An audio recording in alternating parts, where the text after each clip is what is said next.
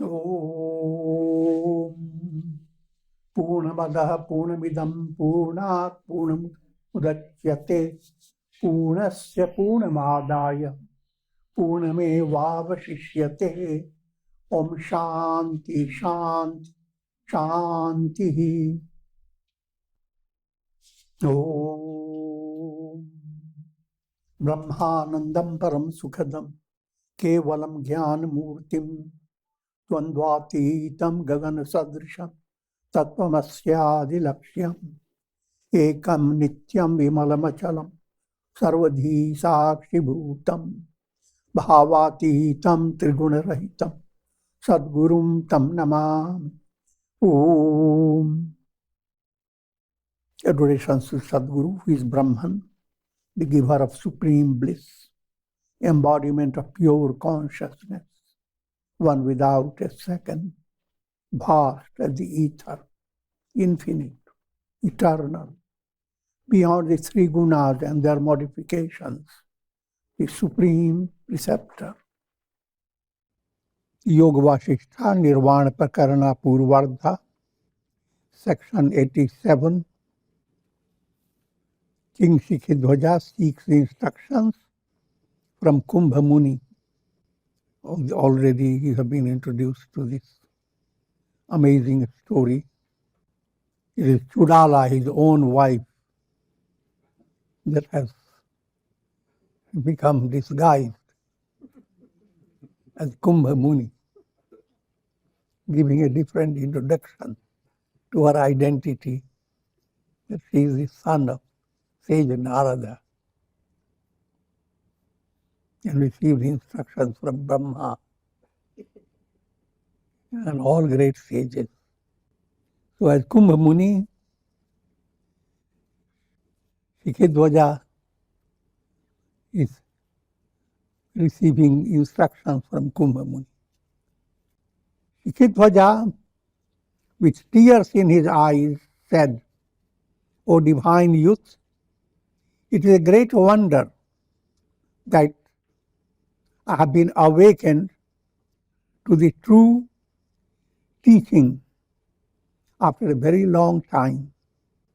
It is to my dullness that I renounced satsanga and took recourse to the forest. Sometimes the act of renunciation is a deviation from your spiritual movement. Act of renunciation, that means the apparent, what appears like you are renouncing. You throw away your silken dresses, put on torn garments,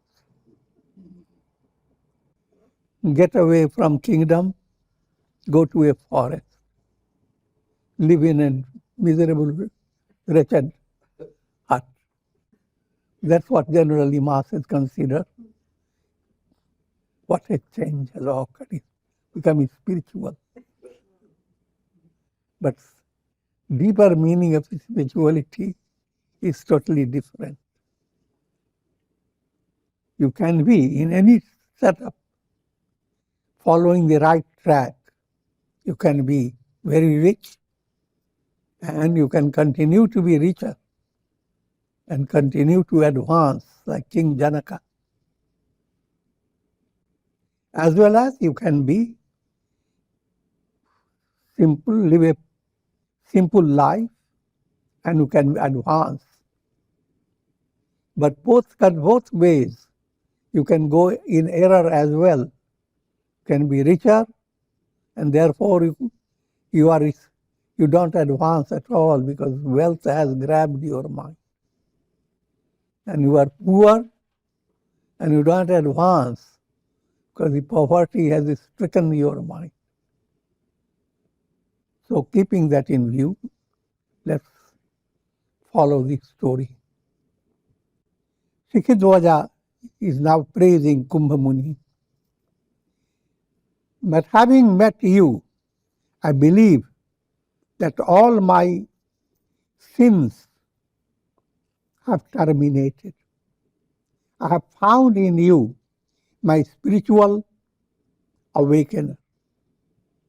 You are my father. You are my friend. You are my all. I bow down to you as a disciple. Please be gracious to me.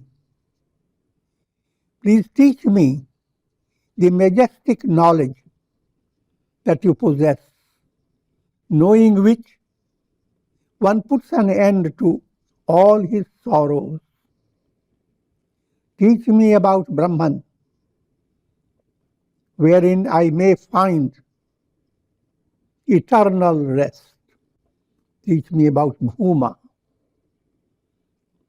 I don't want to stay with Alpam.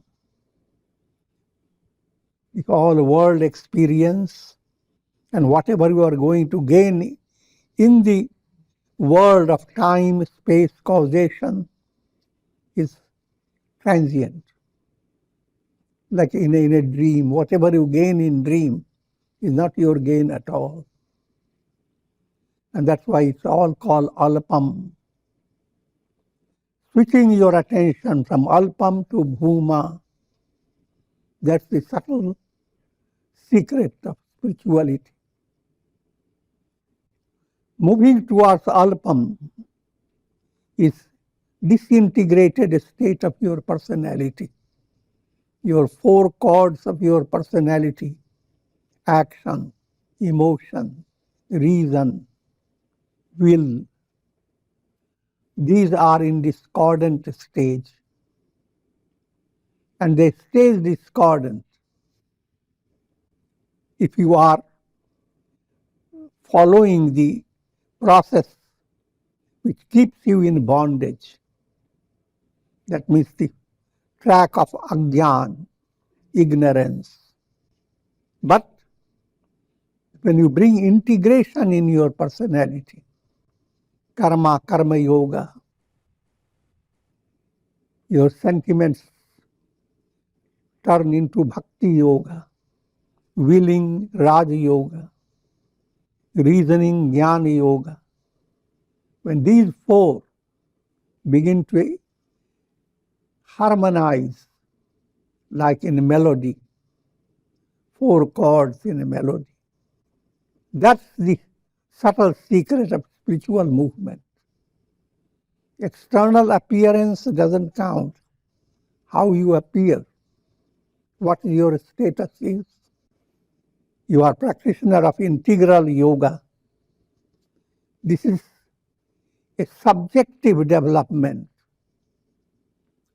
People watching at you, looking at you, can't understand that.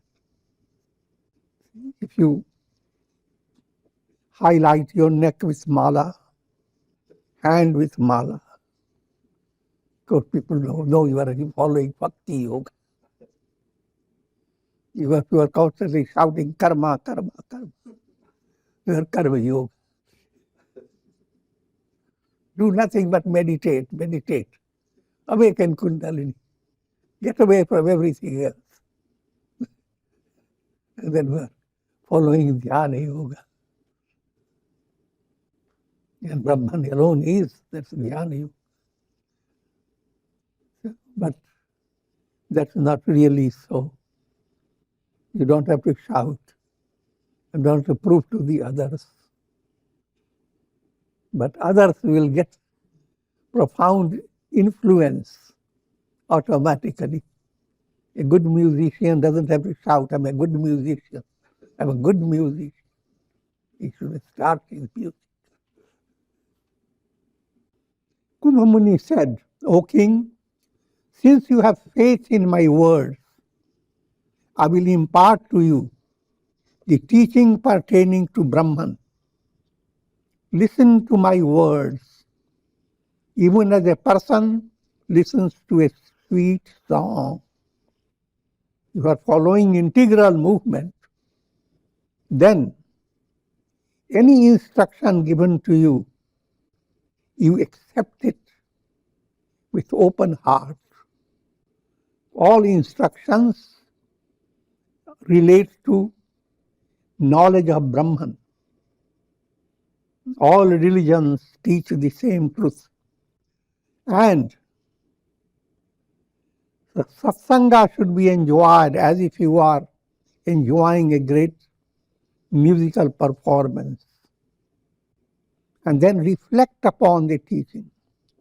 Shravana followed by manana. Manana is practice of vichar in a profound way. And manana followed by nididhyasana, a deep change in your unconscious, done by profound inquiry.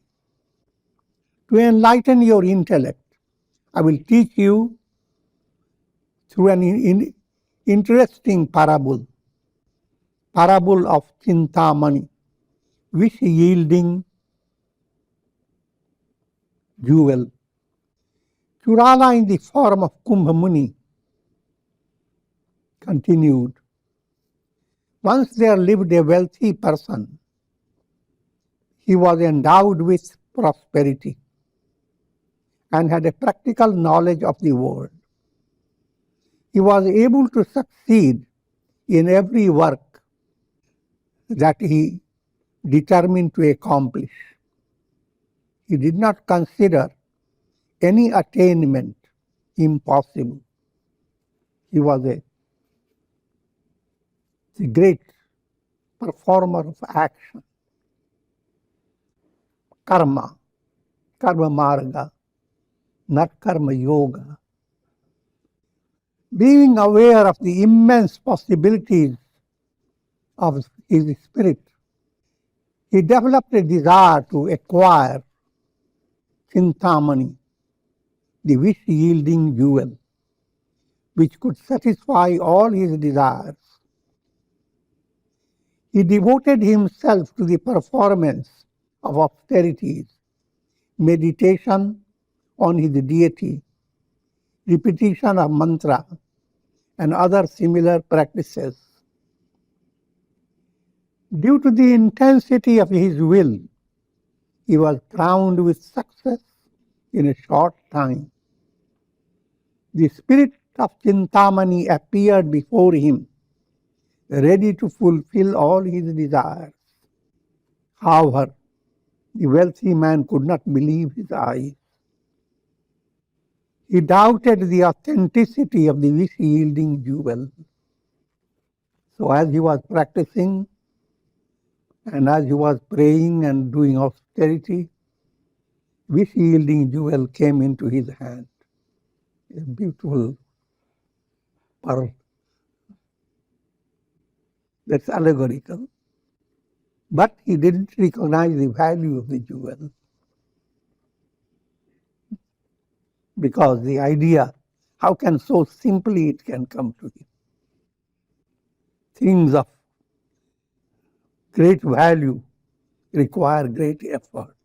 Simple mathematics. He thought within himself, I'm not yet qualified such a great attainment. Now, what's pointing out, the wish-yielding jewel is there already in your heart. The truth is not to be gained from anywhere. Truth is latent in every individual, but obstructed by three obstacles: sanshaya bhavana, asambhavana, viparita bhavana. Sanshaya bhavana is doubting. Is this right? Is that right? The mind is never one track, but constantly trying to decide between the two. Every situation you create by your visualization, imagination, and split it into two ways to handle it. And your mind stays in conflict. So you don't handle your situation the most profound way as should have been handled. So sanshaya bhavana. Sanshaya bhavana is removed by Shravana, listening. Asambhavana. And then another obstacle comes in.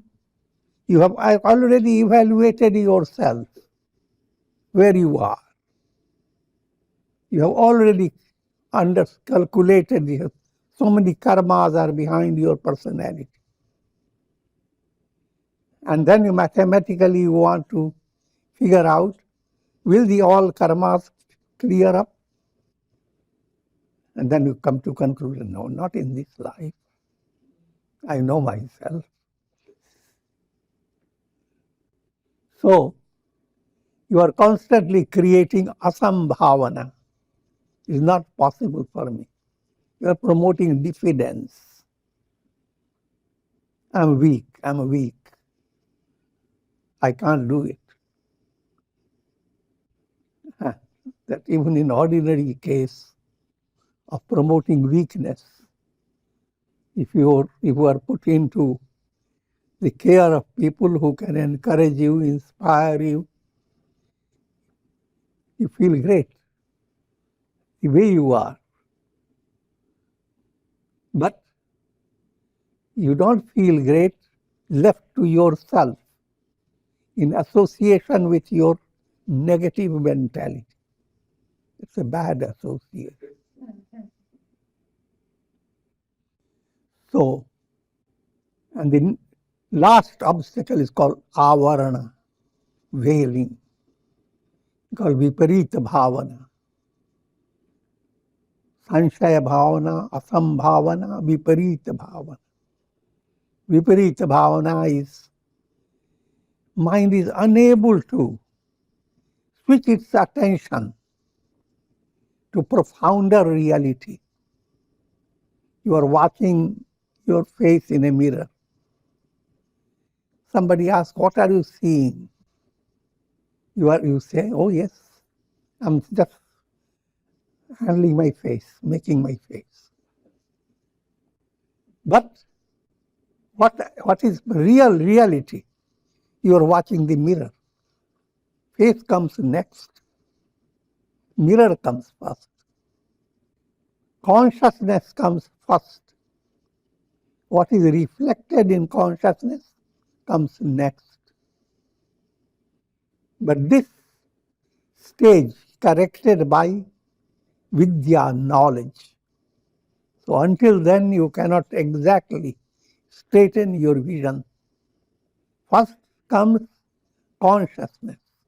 You are pure awareness. Next comes your apparent identity as a human being involved with body, mind, intellect, and all that. Pure consciousness versus relative consciousness. You are always pure consciousness. That's switching your attention to screen. Move away from projections. And that's the ultimate goal. The knowledge of the self is the chintamani. However, the wealthy man could not believe his eyes. He doubted the authenticity of the wish-yielding jewel. He thought within himself, I am not yet qualified for such a great attainment. I have not practiced intense austerity. I have not spent a long time in quest for this great jewel. Just like a guru says to the disciple, you are Brahman. He said, oh, Guru, I have not practiced.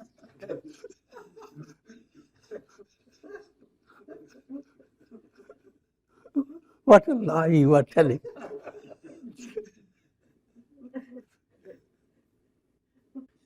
I have not spent a long time in quest of this great jewel. How is it possible for me to realize this jewel in a short time? Surely, this is an illusion presented by the gods to test my self-effort. As he went on reflecting on the wish-yielding jewel, the jewel, seeing itself ignored and neglected, vanished from his view. Every opportunity is a divine gift. When it is ignored by an ignorant person, it is withdrawn by the divine self. There is a broad moral behind it. Every opportunity is pointing out to that jewel if you utilize it. And life has a series of opportunities. Adversity is not lack of opportunity or doesn't oppose opportunity. That's a greater opportunity if you have spiritual sensitivity. Because during adversity, your mind turns away from depending upon near and dear ones and people around you and other support. You begin to look for the support of all supports. Your mind begins to turn towards the innermost self. First stage turns to God, Ishwar, surrender, and so forth. Bhakti movement, culminating in going towards enlightenment. So the whole process is awakened by misery. That's what all philosophical systems. Chatvari Arya Satyani. There is pain in this world. And you are meant to overcome pain. That's your ultimate goal of your life. Just like adversity becomes your opportunity. If your mind turns Godwards to face it, prosperity becomes another type of opportunity. You are not facing challenges, but you are facing a joyous royal path has opened before you. And now your soul soars like a swan towards enlightenment. So adversity and prosperity both are leading you onwards. Every situation in life can become opportunity. But in the early stage, from practical point of view, when your mind is not caught up with distress, you are in a better position to turn to God. But then, do you allow your mind to be utilized when you have no distress? Things are going well.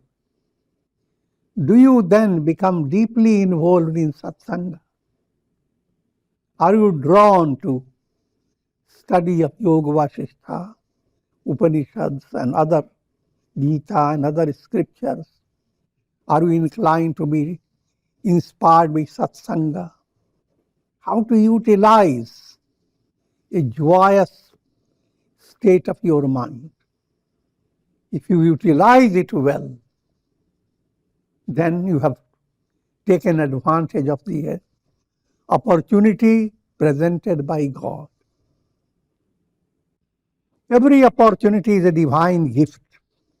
When it is ignored by an ignorant person, it is withdrawn by the divine self. It is the negative karmas of the past that do not allow a person to recognize the real value of a development. Thus, wonderful opportunities turn away from a dull-witted person, leaving him struggling in the world of illusions. The wealthy man continued to practice austerities for a long time. So he ignored the great opportunity of having Chintamani. And now he is practicing lots of things for alpam, for that which is perishable.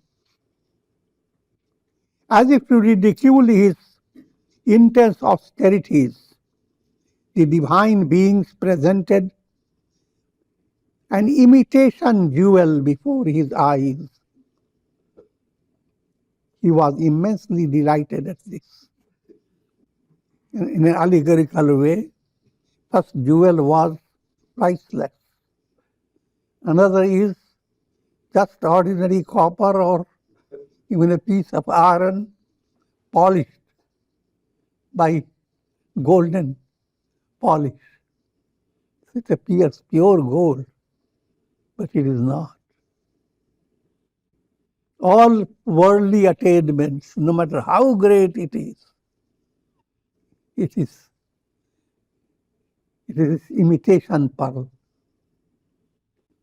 But on the basis of for the imitation pearl, he abandoned all the wealth that he possessed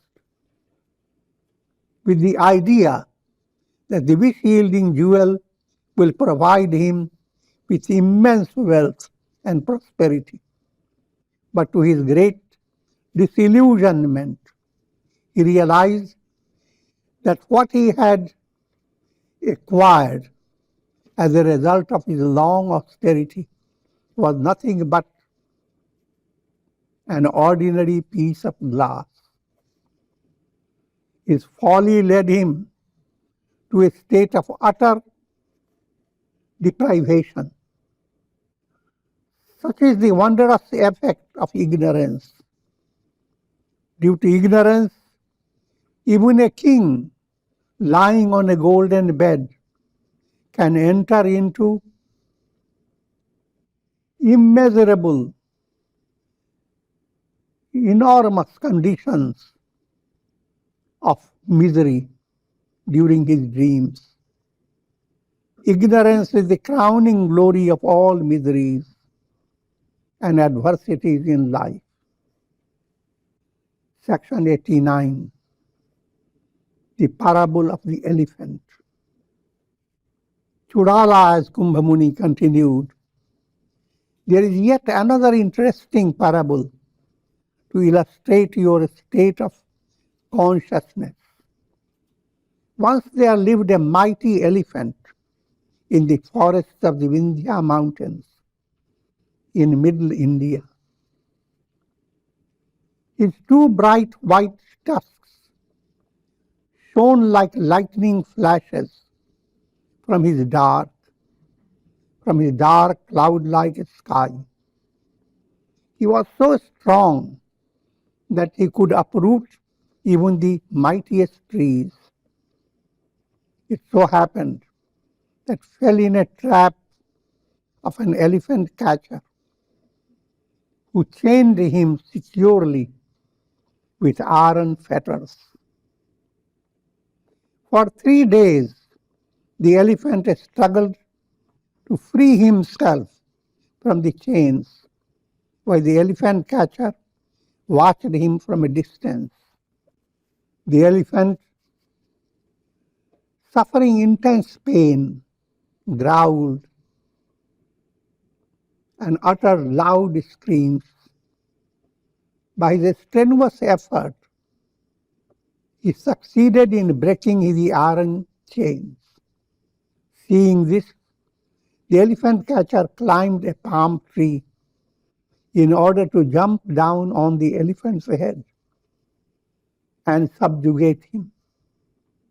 But he fell down on the ground instead, like a ripe fruit from the tree. The elephant could have crushed him easily with his mighty foot, but he took pity on the man and went his way into the forest. There the elephant created his own misery. He had the opportunity to destroy his enemy. There was a man. He is not there. Not against violence and non-violence. This is a parable. Elephant is the soul strength. And the man is the spirit of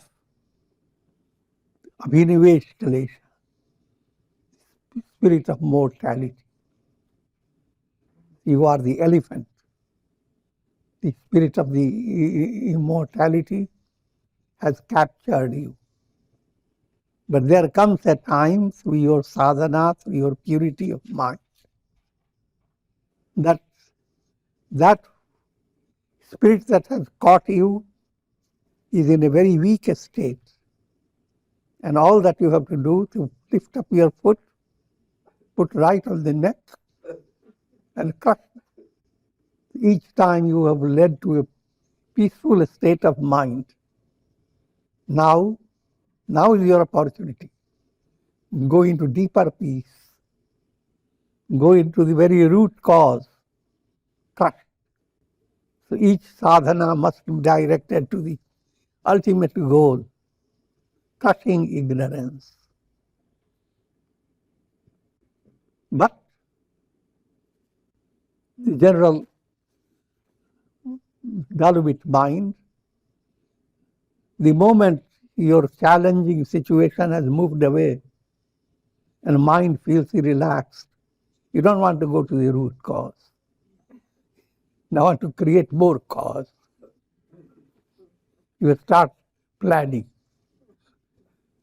how to extend your ahamta, your mamata, how to extend your moha. After he recovered from the great shock of his fall, the elephant catcher felt very sorry at the loss of the mighty beast. He renewed his efforts to locate the elephant and trap him once again. After a long search, he succeeded in locating that elephant. But this time, he devised a more cunning trap. A trench was dug and covered by tempting grass. The elephant ultimately wandered into it and was trapped. This time, he fell into a deep trench where he was tortured and punished horribly for his escape. That elephant you are. And the elephant catcher is the Abhiniveshkalesha, the spirit of mortality. If the elephant had destroyed the hunter when he had the chance, he would not have fallen into the misery again. As long as the hunter lived, how could that elephant ever rest in peace? But due to his ignorance, he did not heed the voice of discernment. He didn't heed the voice of Viveka. He shut his eyes to all future possibilities and became contented with an apparent state of freedom. There is no bondage greater than one's own ignorance. There is no prison greater than the prison of one's own petty notions and concepts. Mystic meaning of the parable of wish-yielding jewel. Kumbhamuni continued, "Know, O king, that you are the wealthy person who aspired to attain the wish-yielding jewel of supreme renunciation. For all desires are fulfilled when one attains the state of paravairagya. Supreme renunciation is identical with the attainment of supreme bliss. To have enlightenment, can use three words: jnana, param jnana. It is same as Paravairagya, supreme detachment from the world. And it is same as Param Ananda, supreme bliss. When you succeeded in turning away from your kingdom and your relatives, you were on the direct road to the attainment of this blessed goal. The spirit of supreme renunciation stood before your eyes, but we ignored it.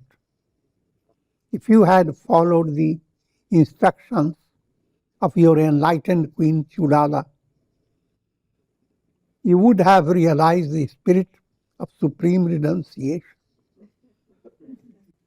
The Chudala, who is saying, scolding, as Kumbhabuni. But in the absence of proper guidance, you entered into illusions of your mind.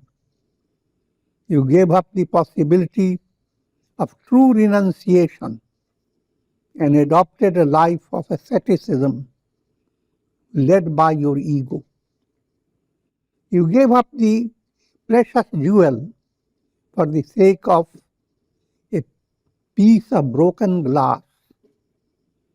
You gave up the wish-yielding jewel of divine instruction presented by Queen Chudala and entered into a life of tortuous austerities which can give nothing but the broken glass of perishable results. All siddhis and powers, they are the broken glass. What can you do with all siddhis? Right now, people have all the siddhis in their fingertips. Previously, it took a long time to get any information. Scriptural, geological, geographical, historical. And now, Shri.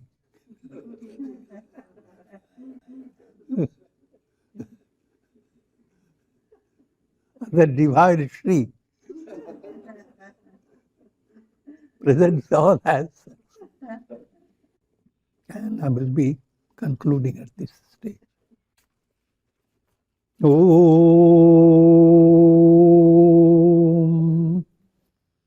Om. Ram, Ram, Ram, Ram, Ram. Om Namah Shivaya. Om Namah Shivaya. Om Namah Shivaya. Om. Prayer for shower of Karunamayas grace of God over all of you with the blessings of Shakti, Bhakti, Mukti.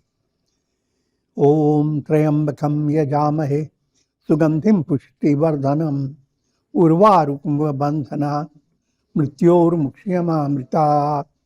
Om Sarve Bhavantu Sukhina Sarve Santu Niramaya Sarve Bhadrani Pashyantu Ma Kashchid Dukha Bhag Bhavet. Om Shanti, Shanti, Shanti. Hari Om Tat.